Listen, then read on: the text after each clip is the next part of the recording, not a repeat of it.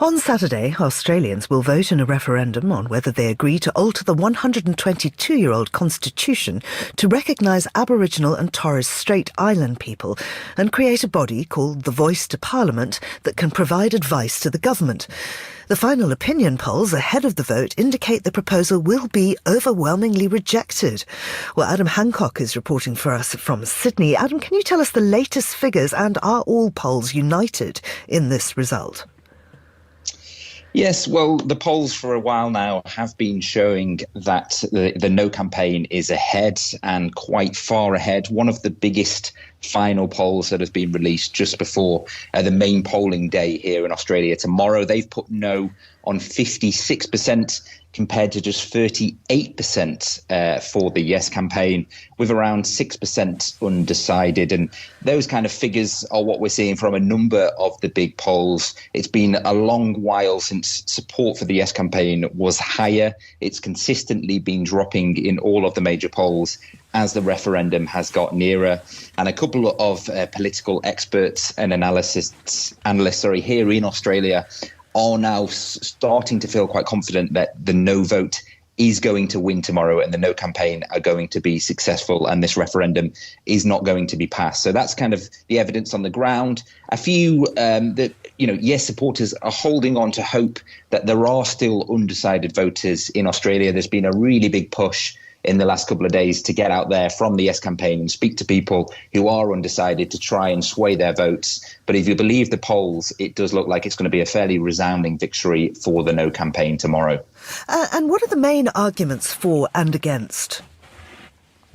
So in terms of the Yes campaign and what they're arguing for and campaigning on, they're really saying that this is an opportunity for Australians to properly recognise Indigenous and First Nations people in this country, paying respect to their culture, to their tradition, to their years and years of history, by getting them recognised in the Constitution. And this voice that would be created if the referendum passes, they believe that this would be something that will actually have real world benefits for Indigenous people. So they think that, with the government actually listening to Indigenous voices on matters that directly impact and affect Indigenous communities, they will therefore be better served, and they can close the gap between Indigenous and non-Indigenous Australians, because there are some pretty shocking statistics out there about life expectancy, access to healthcare, suicide rates, prison rates, and it's all showing that non-Indigenous people are faring a lot worse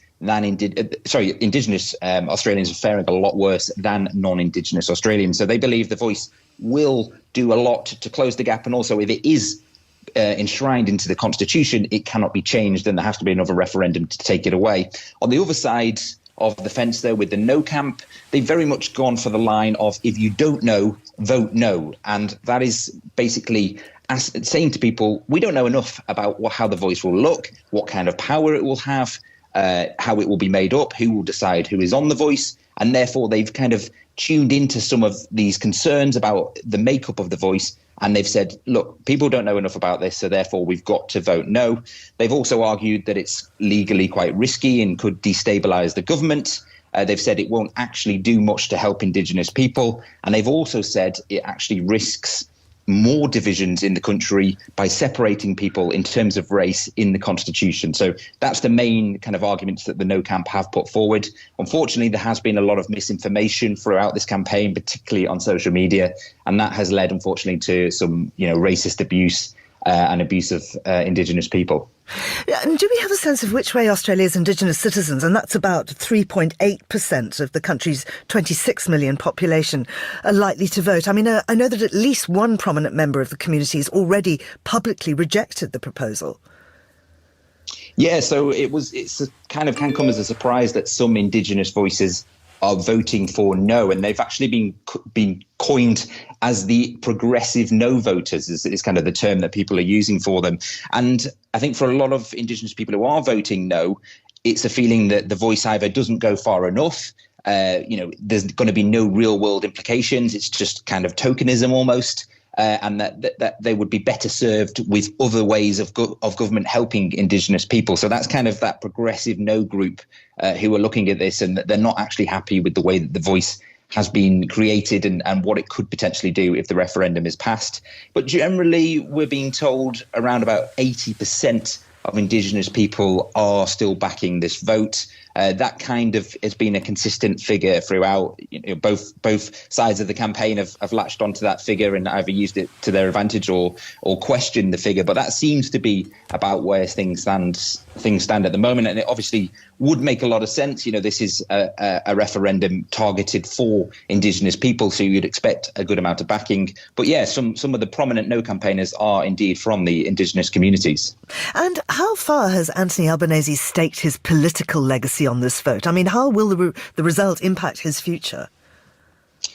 Well, he's certainly put a lot of political capital onto it. It was one of his big pledges in the election campaign last year. He was one of the first things he mentioned when he became Prime Minister, and he's been a very prominent figure in the Yes campaign. I think in terms of, his political reputation moving forward, if the referendum fails, I don't think he's going to be too harmed, because I think there is an understanding amongst the electorate that this is a separate issue to everyday politics. And although the campaign has been quite politicised, I think there's still an understanding that, this is a unique issue, and generally referendums do fail as well. So I think, nobody would criticise the campaign for failing, because it's very difficult to get a referendum over the line. But I think the challenge for him will be, to reach out to Indigenous people and explain why the referendum has failed, but also to try to bring Australians back together and unite people because of all the divisions that this referendum campaign has opened up. And I think now there is also a feeling amongst a lot of Australians that so much political focus has been on the referendum recently that other pressing issues like the cost of living crisis just haven't been addressed. So some are hoping that he will now move away from this issue and start to focus on those particular issues that are affecting people's day-to-day lives. Adam, thank you very much indeed. That's Adam Hancock in Sydney there. And this is Monocle Radio.